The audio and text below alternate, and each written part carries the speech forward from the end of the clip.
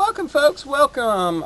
So glad you could join me today. Welcome to Heritage Homestead Creations, and we do a lot of different things here on the homestead. So because my original videos were taken down on YouTube a year and a half ago, and because I now have a few folks that really want to know this and have asked for me to redo it, here I am going to do it all over, which means I get to rethink my presentation of the details of how we do it, but it's still pretty much the same in most aspects. I'm going to go into a few other details that I didn't do in the original video because I want to approach this thing from the aspect of you're going to do this with the materials that you have available and for the scale of the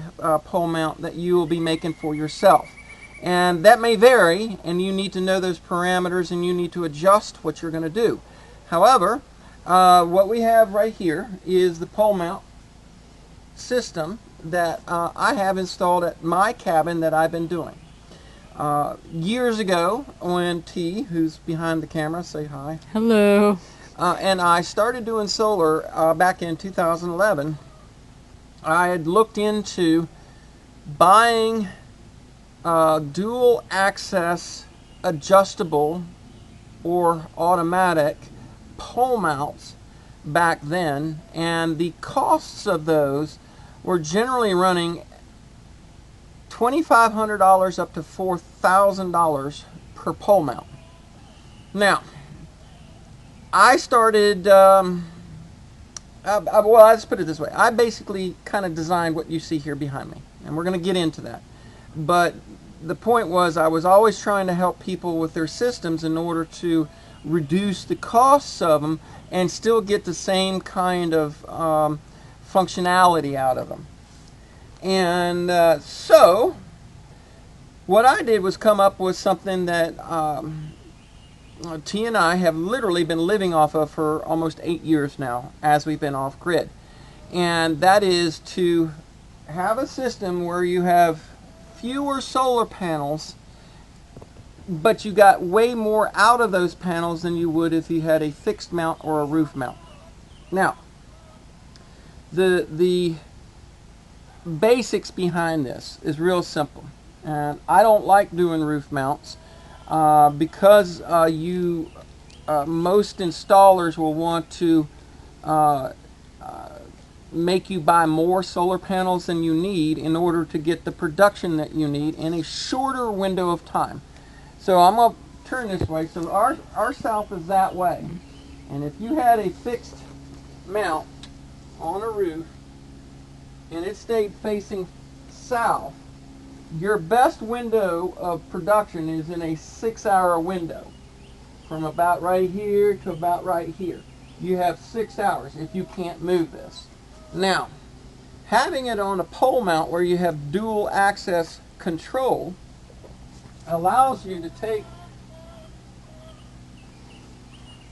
and turn it towards the east and start picking up full sun from sun up all the way around here to sundown. It also, because we got dual access here, if I remove this bolt here, I have everything balanced. I can tilt it, find a new hole for it to go in, and get a different angle. So I got winter, summer angles and day and night angles. And you gonna spin around? Spin around. So you get the super duper camera here. So we can go this way or that way. And how does this function? So it's as simple as you can get. It really is very simple in the way we construct this. And what we have is this is what I refer to as a double H configuration in the frame itself. Real easy to do. There's very few components, and it's so long as you do a few things proper, you'll have a very strong, sturdy, nearly indestructible pole mount against all weather conditions. Because you got a big sail here, and you got to worry about the wind catching it. So the objective is this: I have one solar panel, or two solar panels, or four, or six, and I want to make use of the sun all day long the best I can, as opposed to just worrying about a 6-hour window. Now, this has caused T and I, because we didn't get a automatic controlled powered mount that will turn and follow the sun, because we didn't have the budget to do that. It has created habits within us. So every day we turn this thing about 3 times. We start in the morning facing that way, and you don't have to follow me, honey.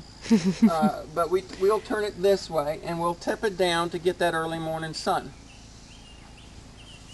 During the day we'll spin it and we'll tip it back up, and I'll do that now because that's where it should be. Even in the clouds, it actually gets better light in the clouds when we can do this, and we can change that angle.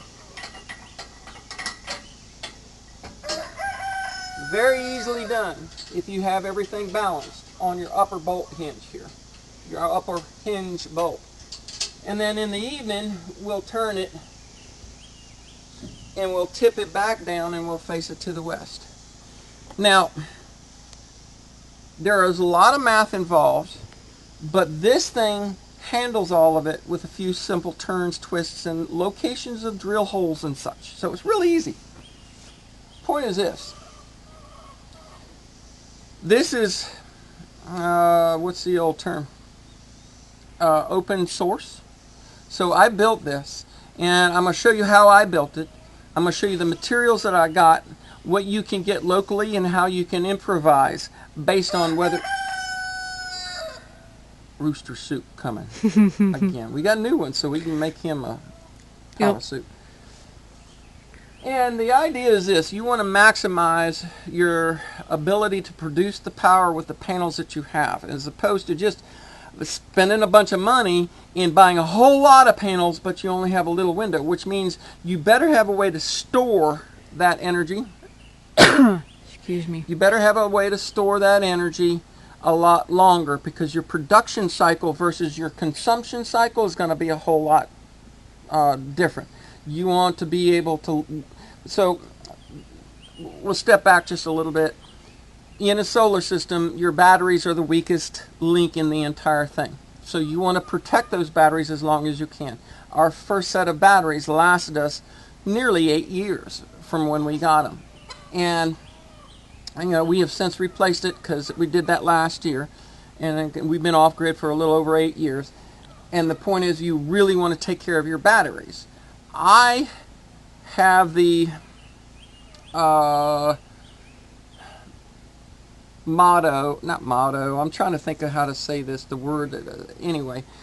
I feel that it is better to work off of what you can produce at the moment, as opposed to what you're storing in the batteries. I always want to run everything that I've got off of what I'm getting in on the solar at the moment, which means I need the best position for my panels, no matter what time of day and when it is. And since we homestead and we don't have to go anywhere, and we're always aware of where we're at and what we're doing, this is something we may adjust more than 3 times a day. But on a good sunny day, we do it once in the morning, once about midday, and then once in the evening. And it's not that hard. So what we're going to show you today is how we put this together, the materials that you use for it, the math behind it, specifically for your location, latitude, longitude, latitude kind of thing, how far you are off of the equator, because that makes a difference in an angle in what you're going to do with the whole alignment up here in the upper plates. Other than that, it's actually a pretty simple little project. Anybody who can weld can do this.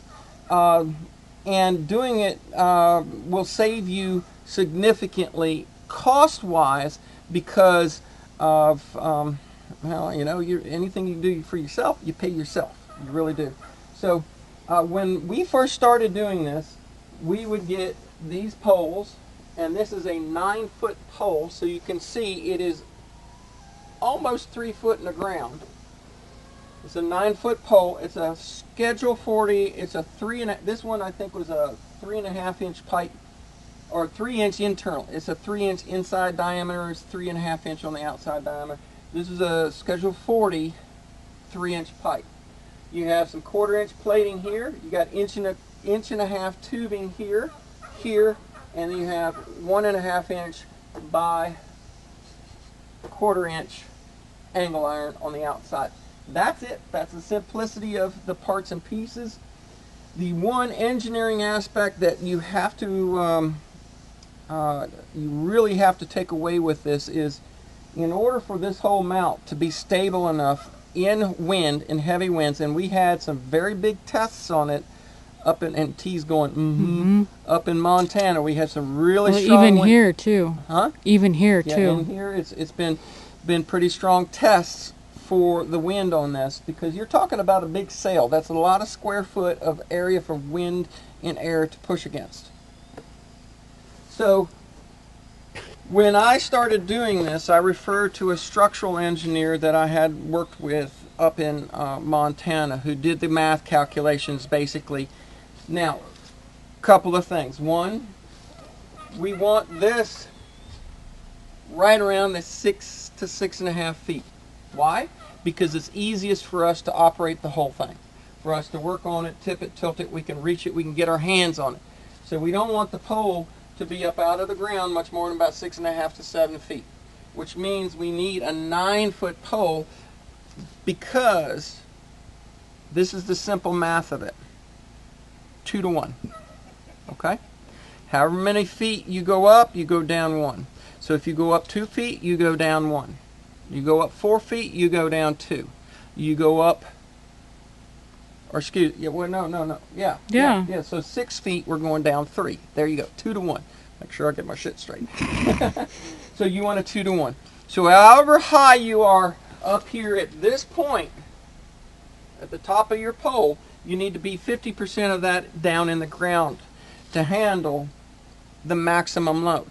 Now, most of my pole design is based on the capacity of 6 panels. Okay? That's the extent of this. Can you go higher and get more panels? Yes, you can, but you have to beef up and increase the other components. In other words, if you were to say, I want 8 panels here, so I'm going to put 2 more panels, you're going to want to increase the strength of this tubing, and this, you probably are going to want to go to 2-inch tubing and 2-inch angle iron. And you could go lighter if you're stepping down in size of panels.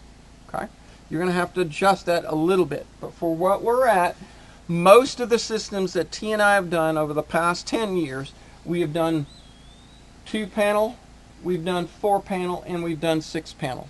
I have not done 8-panel on it because it gets a little bit hard to handle for this kind of scenario. Generally, when you get that big, most solar installers go to fixed mounts or 2 poles in a fixed non-adjustable, or maybe only tiltable for the seasons. So I like this because it's real simple. If I want to expand this system, I'll do 2 of these pole mounts, and I do have that available. We'll show you that, a couple examples in a minute. But we'll have 2 of them that I could allow to turn, and I could combine each string into a combiner box, and I could have 2 independent, one facing southeast, one facing southwest, so I don't have to move them. We could do a lot of different things that way. On a fixed mount, that's called a flying V formation. But the point is this: we're wanting to build a pole mount. And in order to build that pole mount, there's a lot of factors that you want to take into consideration as to what you need to accomplish here. So, this is a simple build, but you need to size your build based on the size of your system. Okay? It's real simple. It's not that complicated. So what we're going to do is we're going to look at a couple things. So come on in here. The basic components are this. You're going to have a pole mount. Okay? You're going to have a pole. And that pole is going to be set in concrete. You can see a big old chunk of concrete right here. And then you're going to have two plates, two angle plates right here. In those plates, you're going to drill a hinge pin, and this is a 3/4 inch bolt. You're going to have either 2 or 3, depending upon how wide you want this plate. You can make this plate wider or narrower. I have it at, this is 6 inches. This is a 6-inch, 1/4 inch thick steel, 6-inch wide plate that was cut at a 45-degree angle. And the reason we did a 45-degree angle, because up in Montana, when I first got these parts and pieces together, in Montana, we were on the 46 parallel. Down here, we're on 35, 34? Somewhere around in there, Something, something like, I'm not exact, I don't remember. Yeah. Northern Arkansas, it doesn't matter. So if I had these parts and pieces and had not cut that angle, I would have changed that angle to my latitude. Okay? That's what you want. The reason being is because during the equinox,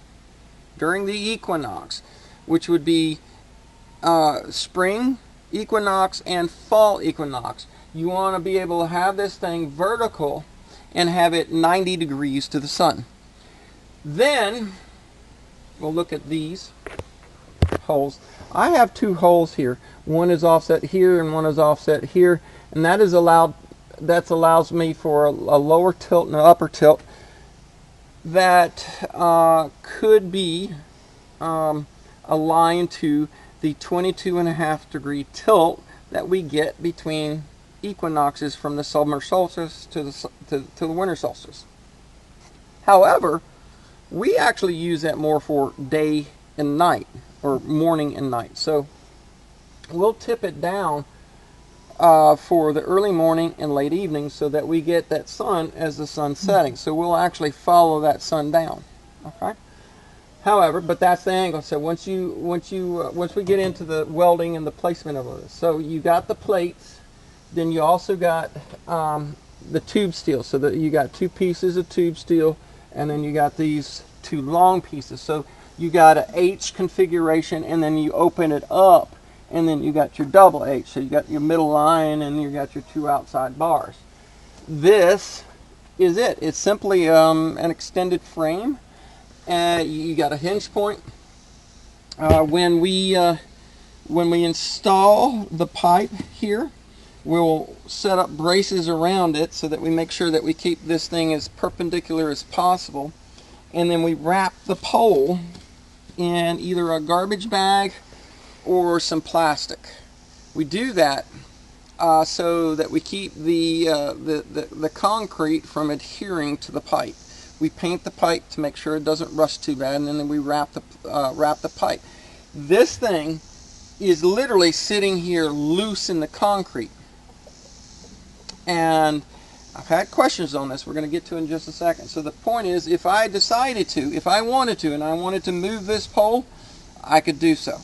I could tear all this down, unbolt everything, and take it away and go.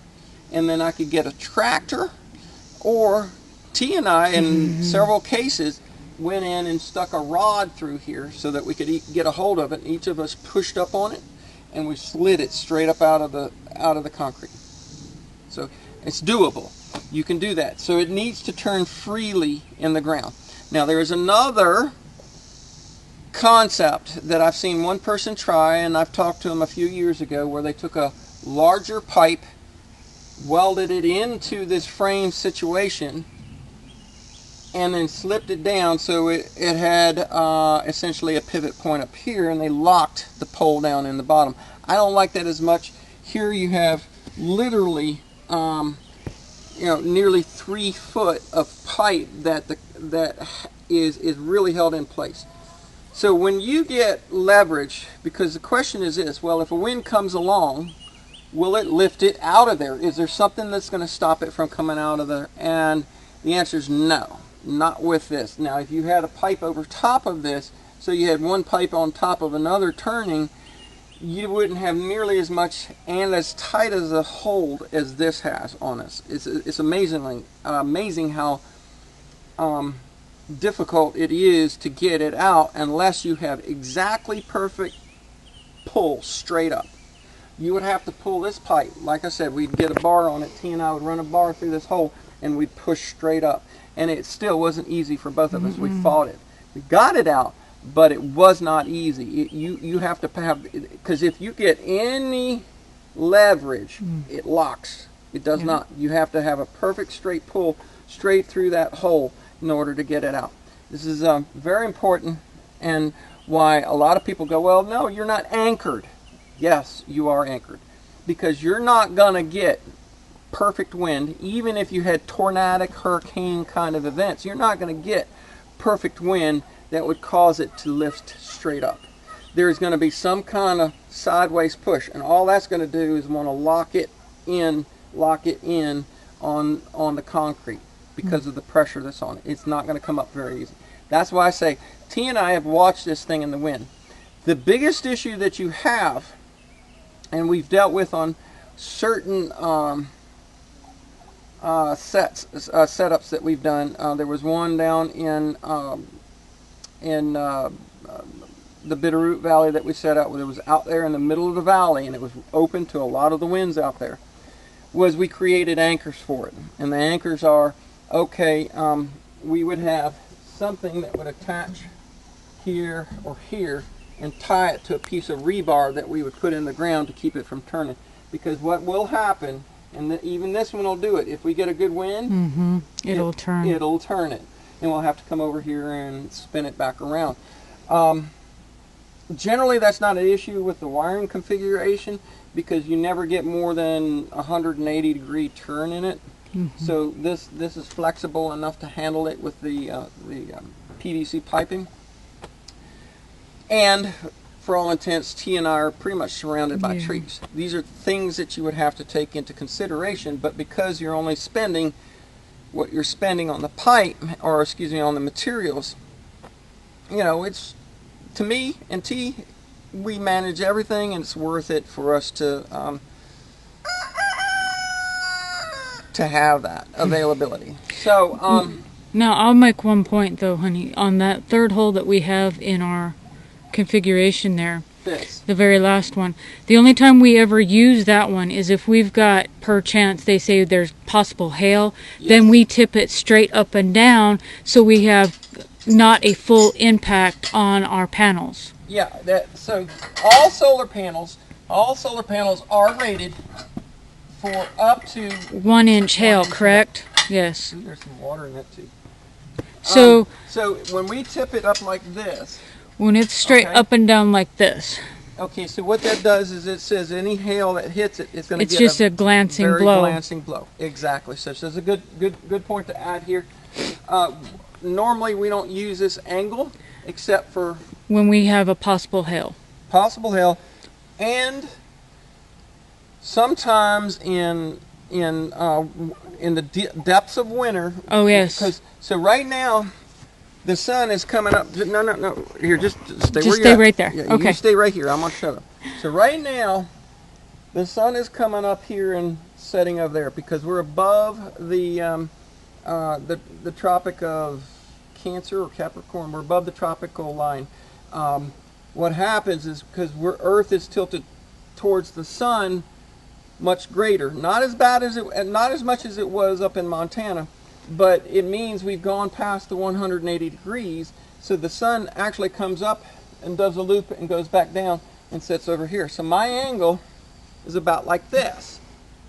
In the winter, it is the exact opposite, and it will come up over here and sit down over here. So it only comes up a little right angle there. Here, as opposed to now in the summertime, it comes up, goes around, and then comes back down. During the equinox is when it's 180 degrees. It comes up, goes straight over at my latitude, at the angle of my latitude in the sky, and comes down equally on that side. So my angle is at 180 degrees. There are occasions that it has been in the wintertime where we really want the sun, so we'll tip it down so we can maximize our sun in the winter, and that does happen. It's not often, but sometimes we do. So there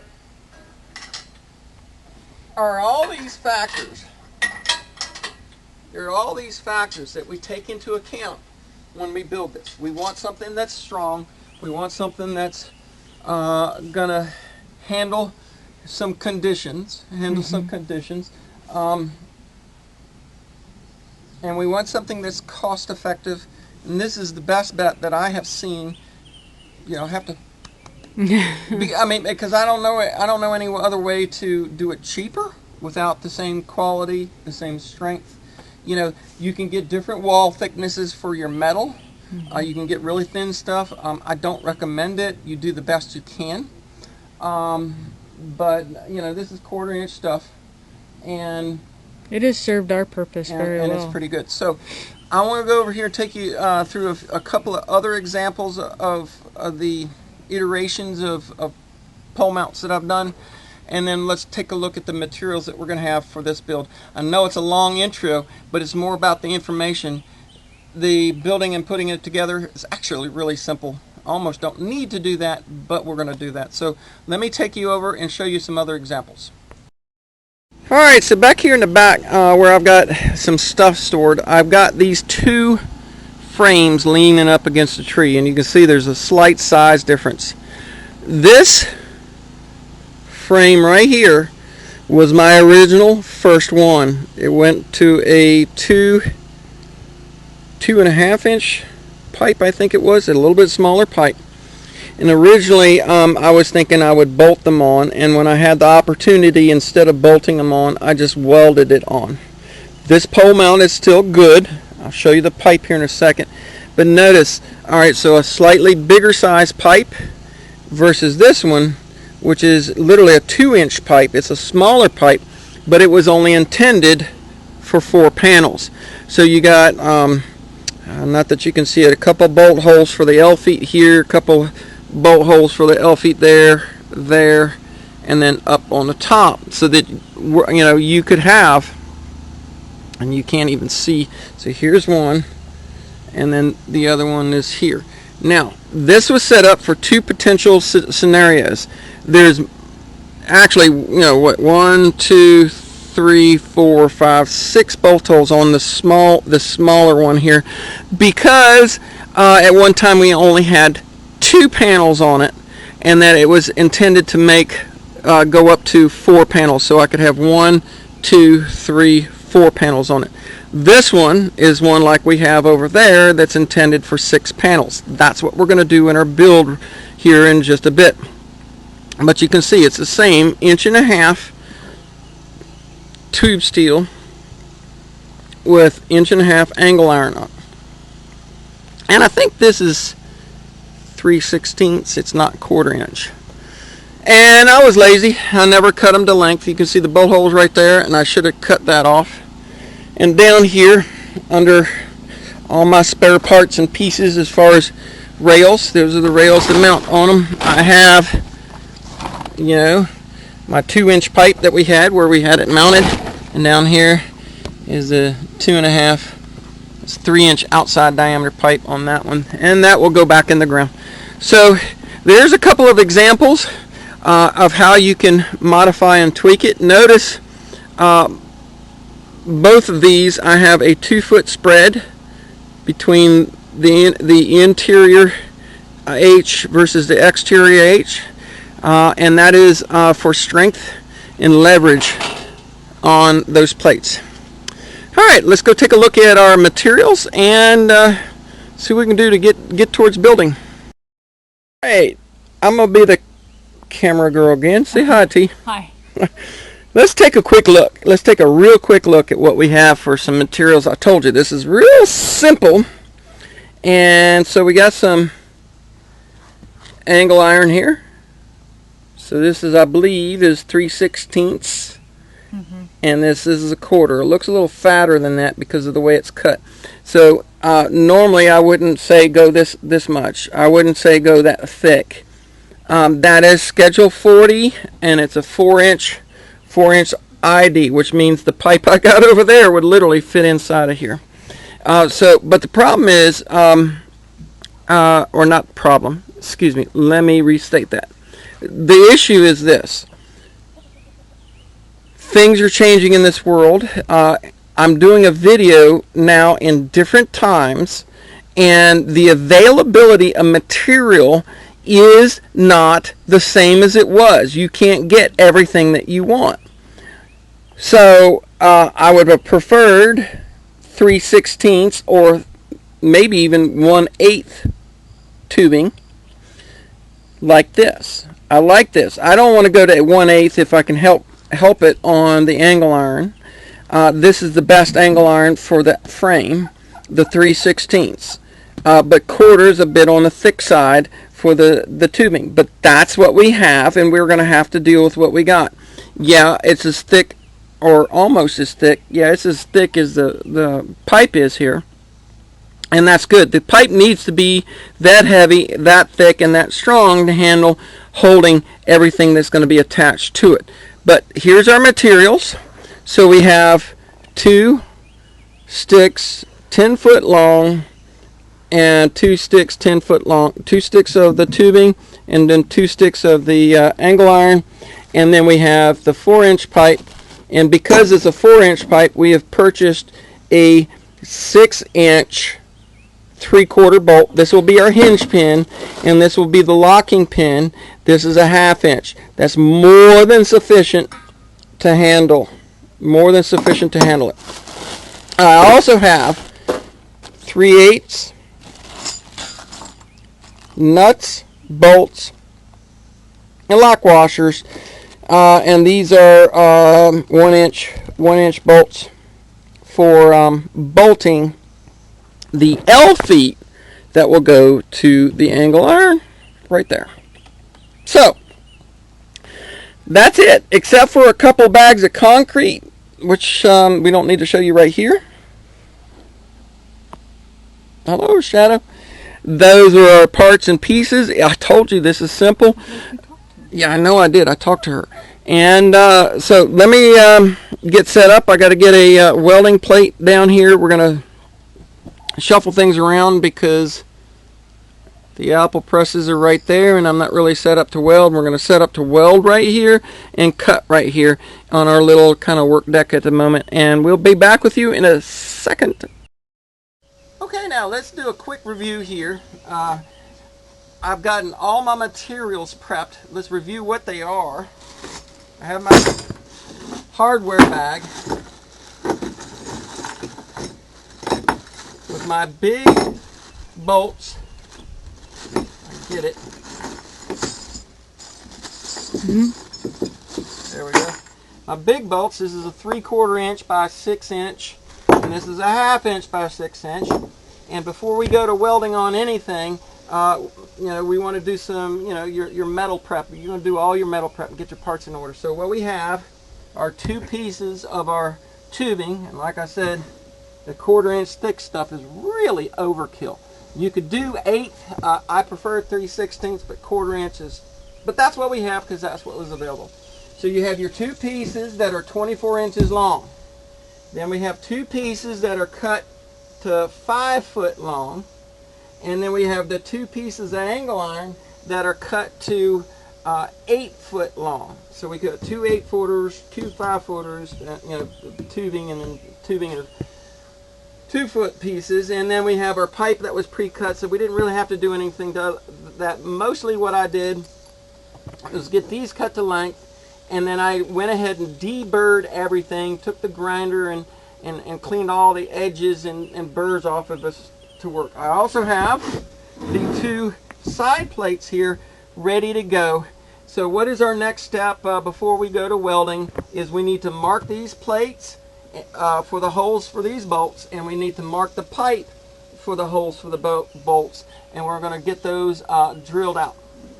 So real quick, we'll do the plates real quick here. so that you can see. So I'm going to literally weld these plates to the tube steel here, but this edge is a little flatter and easier to mark. So I'm going to mark that. Okay, so I need my bolt holes. My bolt holes to go in the center.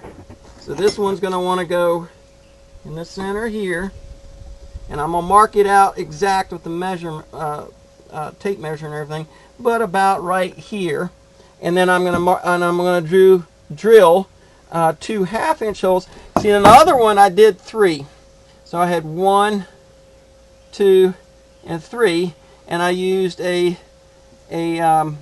tape measure to make sure that I was equidistant, so that my pivot point or my center point, and that these were radially the same distance apart at the same angle to get my 22.5 or 20 degrees. It doesn't matter. It doesn't have to be exact, but this will give us a positioning. So I'm going to get that all laid out, and then I have to transfer this distance, whatever I choose it to be, and it can be 5 inches, it could be 6 inches, depending upon how you want to create it. This is probably going to be, what are we going to have here? Probably 5.5 inches. That's okay. I've done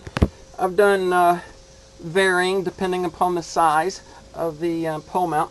And then I'm going to come up here and I'm going to come 1 inch down, and I'm going to mark and drill my 3/4 inch hole here. And that's going to go through this side and then through that side, and then I'll come down that same 5.5 inches, and I'll put my 1/2 inch hole there. Not a huge deal to mark it out and get it done. One of the things that I will do before I drill these 2 plates, in order to get these holes exactly aligned between the 2 plates, I'm going to go ahead and tack weld these 2 plates together to hold them together as one when I go ahead and do the drilling on it. So that's where we're at this point. All right, folks, we got to kind of get things laid out here, and what did I do with my tape measure? Oh well. Anyway, so I've taken and marked, and then I've done a punch right here, 1 inch down, 5.5 inches down there. I've marked and punched for my next hole, and I've done that at 180 degrees on the other side of the pipe. Oh, here's how I did it. So I used this. This is a pretty true cut. So you can see says 1 and 6.5 right here, and then I rolled it over and I made marks using this on the flat spot, marked it 1 and 6.5, and then over here on this one I've gone ahead and marked it and laid it out, and you can see I'm at 5.5 and 5.5 and 5.5, and I've just done my layout like this.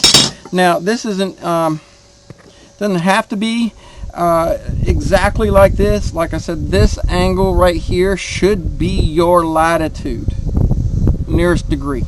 Okay, I've given myself enough clearance so when I weld that tube steel right here, the bolt will still go through. This is my hinge bolt. Now let's talk about. So I got, like I said, I got them tacked, and tacked in 3 places to hold these together, so all of these are in good alignment.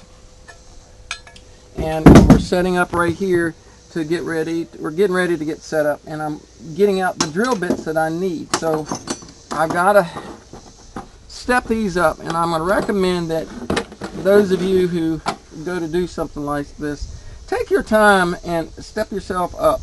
So I've got your 1/2 inch, your 9/16, your 5/8, and your 3/4 inch bit. Now the 3/4 inch bit is a clearance hole for this bolt.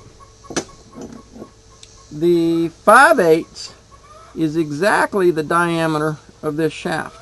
So we're going to use this one for 1 set of holes. The 9/16 is going to be a clearance hole for this bolt, where this, 1/2 inch, 1/2 inch. Okay, so this kind of almost doesn't look like it, but it is. It's the same diameter. So what we're going to do is with all of these holes, with all of these holes, we're going to start with a small bit. I'll pick one of these dudes right here.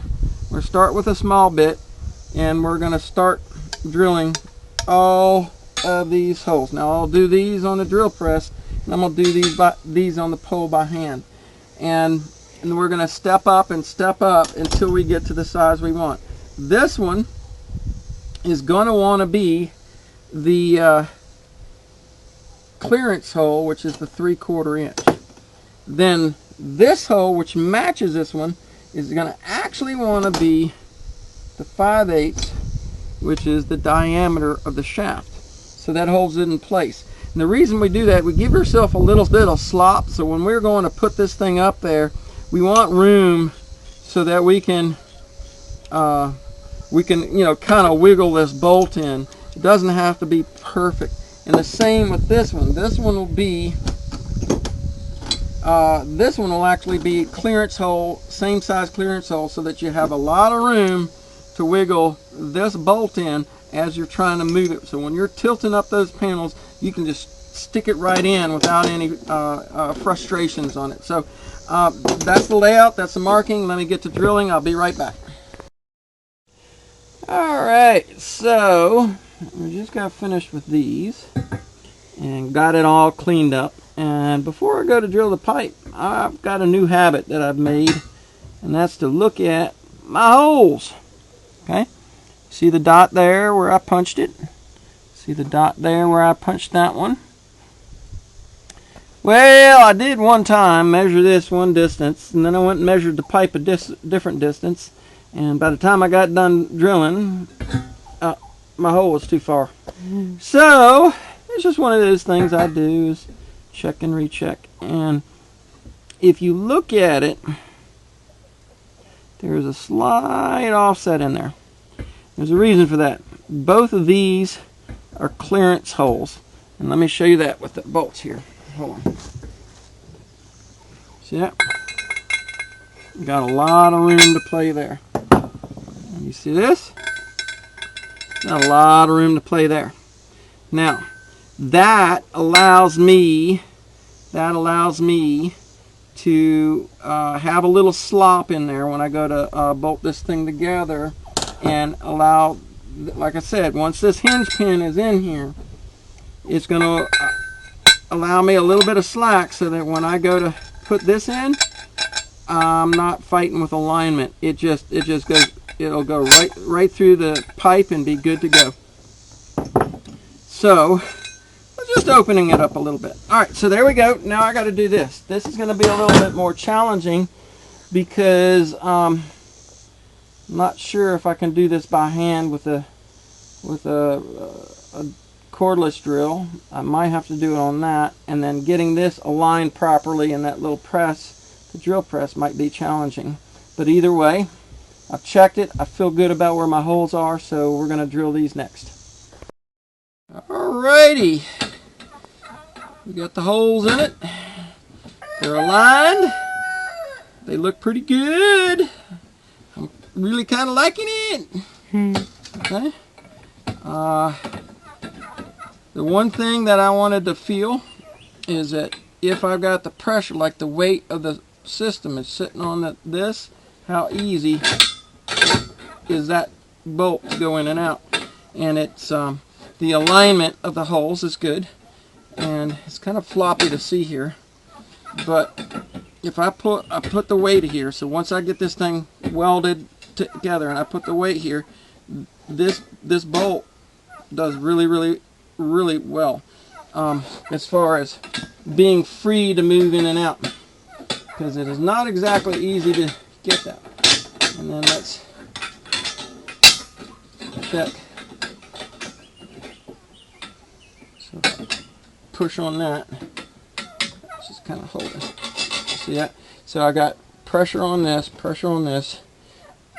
and that moves pretty easy. Now, one of the things I did, take this off, is I took one of my biggest bits and it chattered it a bit. You can see it's not a smooth hole, but I kind of deburred and chamfered it so that when you go to put the bolt in, it kind of has almost a funnel to work its way through. Wish I could do that on the inside, but I don't have a setup to do that. Other than that, this is looking superb and excellent. I'm happy with it.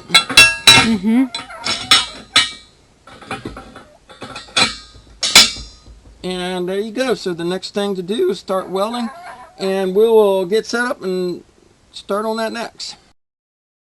Really? Princess Leia? I'll take that as a compliment. T says I look like Princess Leia with the hearing protection. All right, so how do you go from that one? I don't know. Anyway, folks, all right. So I want to show you this. So look down here. Now, for all of the frames that I've welded, there are a few techniques that help you get things lined up very well. The technique that I did that I liked the best, and I was getting ready to make one, and I'm not really happy with it. Alright, so what we're talking about is holding pieces in alignment when it comes to welding them up and in place. Okay, so as you can see, I've got the two 24-inch pieces with the two side plates all clamped here together. You can kind of see that. I used a few C-clamps to make sure that my holes are lined up and everything was in position. I measured it out, centered it up, brought this above the center so that I can make sure my center of balance is higher than the holes. It makes good sense. When I've had it aligned with the holes into the center, essentially it's a little heavy towards the bottom.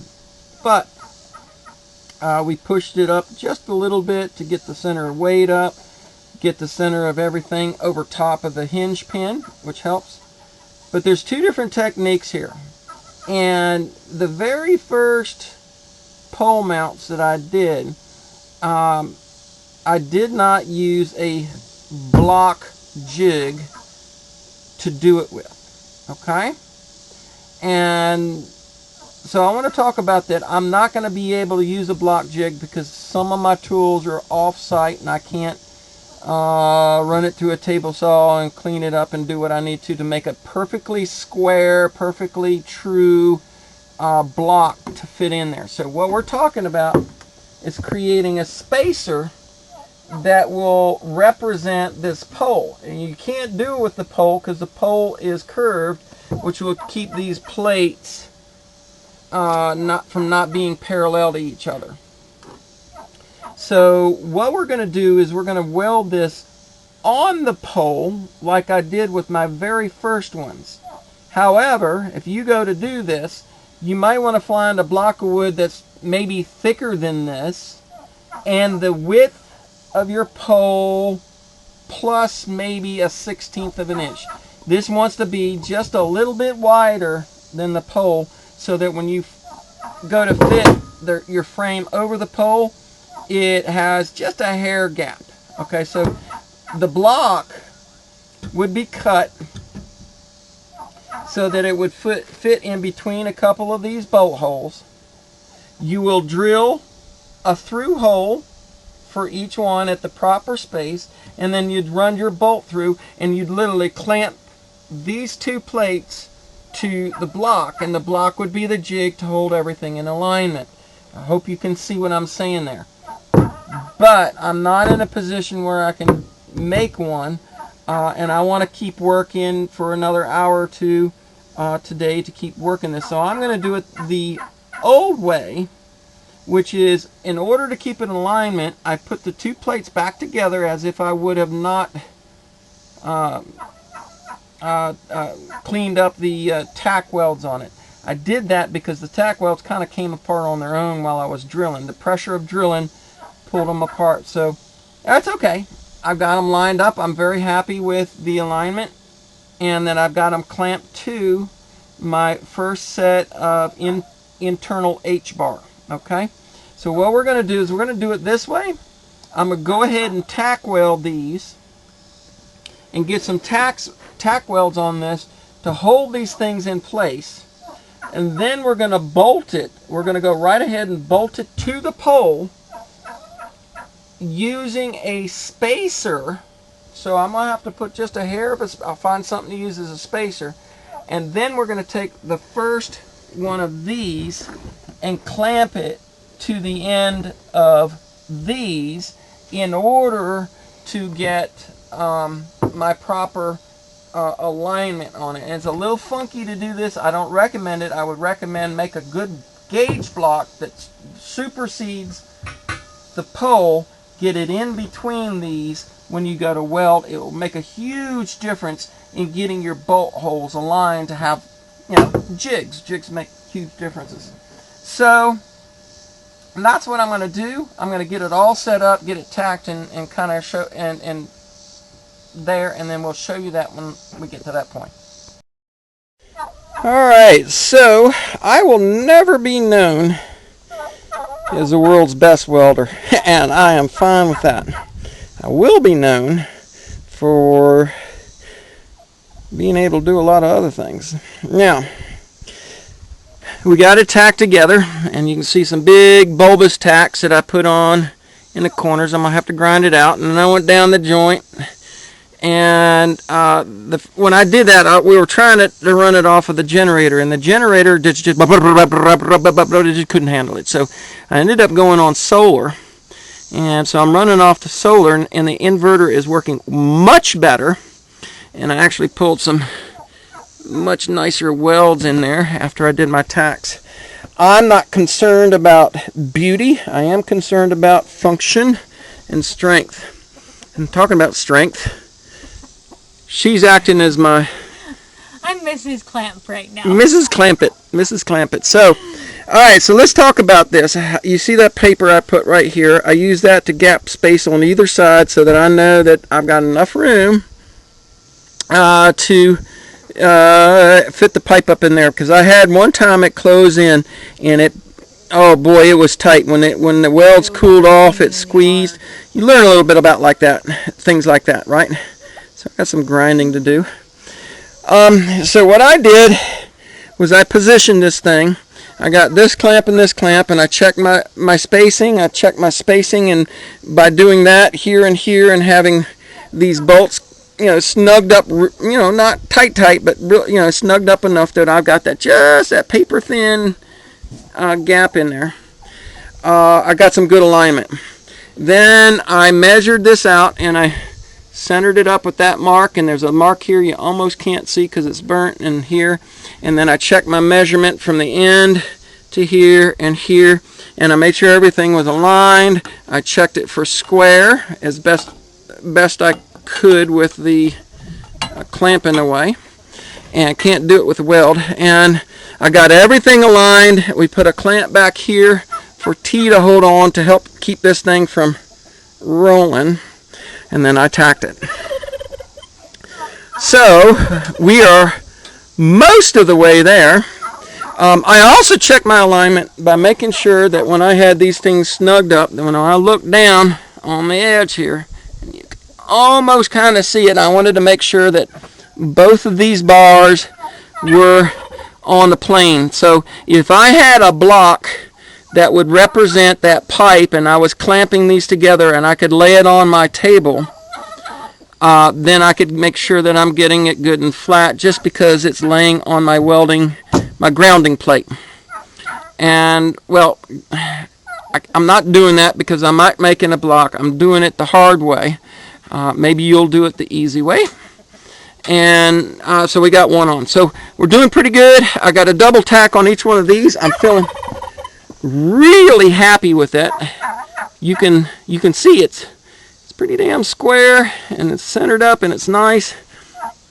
So all we got left to do is roll this over, do the same thing with that piece right there on the top here, and then that will be in good shape. Now I've only got a couple of tacks here, so when I get this done, because I want to leave it bolted. I think I want to leave it bolted and just roll this thing, and then do the top and clamp the two top like I do with the bottom there, and get those tacked.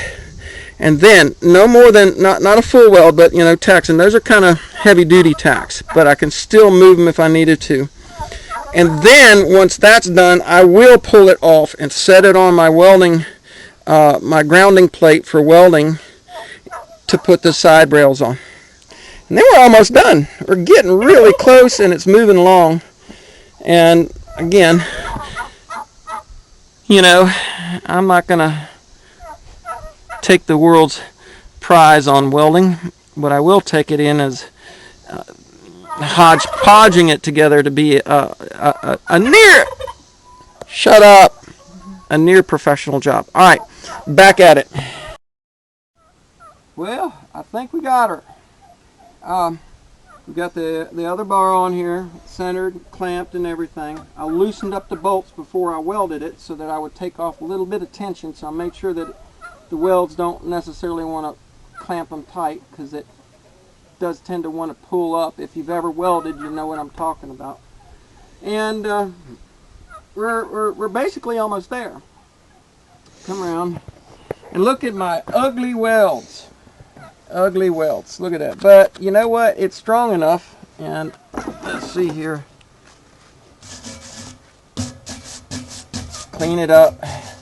Now, part of the problem is twofold. All right. So one, I've lost my son, so I've been welding on battery, and the battery voltage has really dropped, so I'm not quite getting it, and that's causing it to really draw. It's just I'm maxed out on my equipment, so I'm only able to weld a spot, and then weld another spot, and then weld another spot, because if I weld for too long, it keeps popping the breaker up there because I'm drawing too much.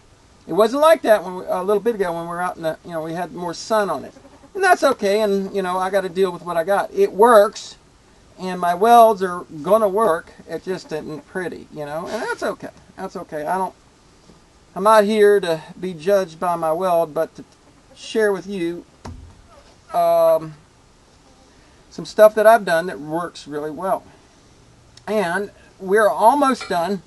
All I got left to do is to go ahead and take this off of the pole, and I'll lay it up on the grounding plate, and then we'll get these side rails welded on to the ends here, and then I've got to finish welding everything, finish welding this, pretty much done. I could put a little more weld here, and then grind it all down, get all the welds cleaned up, and then all I have left to do is drill some 3/8 holes. There'll be 4 of them down the side in order to be able to mount the racking mounts with the L feet, and that's what the rest of the 3/8 hardware are, to bolt these to the L feet and stuff like that. But we're pretty much there, my friends.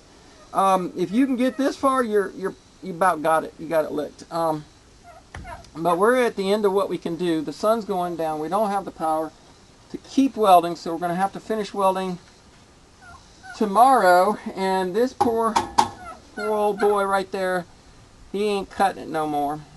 I mean, he does the air conditioning okay, but he doesn't do the welding anymore. Things do wear down. So I think that's about all I got. That's I guess we'll just check in right at the finish of this once we get everything done, welded, painted, so you could see the whole thing when we got it. It's time to go feed the pigs. They're busting down the gate, and Yep. We'll catch you back here in a little bit. Okie dokie, folks. Got my contraption sitting on top of our brooder cage. Makes a good spot to paint. I'm not done. I got to flip it over and paint the other side, but it's enough here that you can see what we got here. Alright, so I put a hole in equidistance on all 4 tips of our frame, and I got it 2 inches. It could be 1 inch, it could be 1.5 inches, something like that, close to the end here. And then over here I got another hole, measured 3 inches in here and 3 inches in there, and the same on that side. for bolting the L feet together. And tell you what, this 1/4 inch thick stuff is quite a bit for that welder. The welder was made to weld up to 1/4 inch thick, and it did it okay, but it didn't like it. And part of the problem is it doesn't the metal's so thick it doesn't want to heat up at the weld very easily. So when I get into the corners, it just wanted to bead up real bad on its own weld and not really stick to the metal. Anyway, but you know, it works. It's fine. They ain't pretty. They will hold. Trust me, you don't want to try and get them apart. Pipe has been painted and put back behind the cabin for storage until we find a place for it. And there's only one last thing I want to share with you. So let's walk over to our pole mount. So installation is something that you want to think about so that you know what you're doing to allow you to be able to turn this. Alright, so when you dig the hole for your pole, again, I stated you're going to go down, for every foot you come up, you're going to go down 1/2 foot. So if you're going up 6 feet to the hinge pin where the weight sits, you're going to have 3 feet down. Okay? Those are the calculations that were given to me by the safety calculations for wind and pretty much ever. So, and that's for a maximum, and that would be for a maximum of 6 panels. If you're going to do some more panels, which put more leverage on it, you might consider enhancing that in some form or fashion. Bigger hole, deeper, and whatnot. But when you do this, here's the trick. You can see I have house wrap wrapped around there. And what you want to do is to keep from the concrete binding on the metal and over time scratching up the metal. Like I've had this water jacket laying here for a long time. It really needs to get put away, but for whatever reason I haven't. But you can see where leaning up against it, it's scratched the metal. Well, concrete's going to do the same thing. It's going to act like a sanding block, and you don't really want that. So you wrap. What you need is you want it to turn smoothly in there. So when you go to put your pole mount in, you've dug down your depth, and and how big around you're going to have the hole. You can pretty much figure if your pipe is 4 inches, you're probably going to want 3 to 4 inches of concrete around it to make a solid enough chunk. And then I find a big rock to place at the bottom so the pipe can rest on the rock. You need something underneath it to keep it, because if you sit there and turn it, it would drill through the dirt and the thing would actually sink.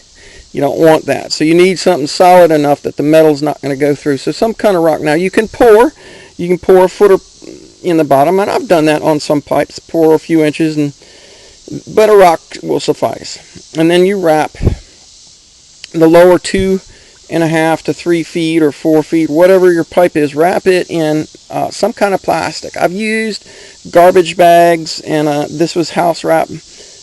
Wrap it on there kind of tight. You don't want a lot of gap there. You just don't want the concrete to bond to or be in contact with the metal pipe, because you want it to be able to turn smooth.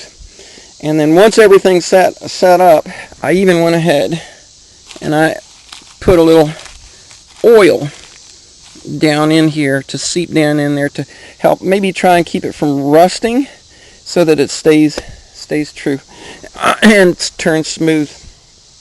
Otherwise it might bind up on you, and I have had that. That's why I've done these little techniques, is because I put a pole in and it sat there and it rusted.